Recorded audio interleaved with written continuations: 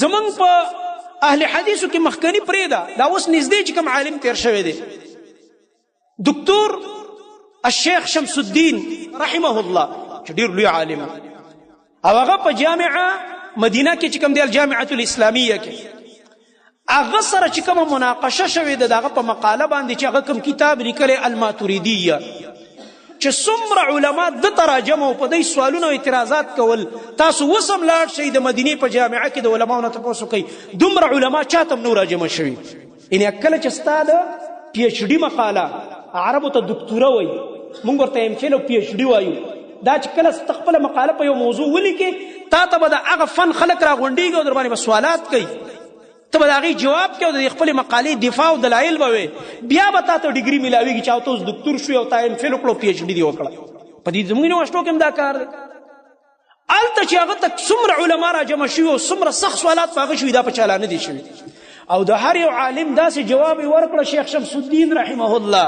چې د هغه زمانې هغه ملګرو نه تپوس وکوي هغه یې الټا شیخ راولګي د شاګرد او په دغه چا کوم علماو چې سوالات کول په هغوی سوالونه وکړه او چپ یې کړه دې ته وایي علم دې ته وایي کمال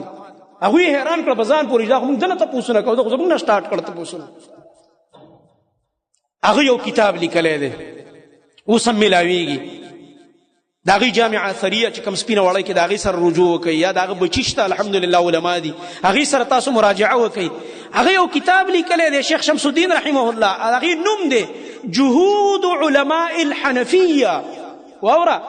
دا د دې دور عالم دی زموږ علیدي صالح اوس وفات شوی جهود علماء الحنفیه دا د هغه د کتاب نوم دی غاټې پې لیکلی او تقریبا 3 جلده دی جهد او مهنتونه د احناف علماو چې په څه کې کړي په باب د عقیده کې هغه علما یې راجمع کړي د هغې تاریخ د هغې کارنامې د هغې ته خراج تحسین پیش کړی هغوی ته دعاګانې کړي چې هغوی په باب د عقیده کې خدمتونه کړي دي خلکو ته توحید ښودلی دی خلکو ته د نبي صلی الله علیه وسلم سنت ښودلی دي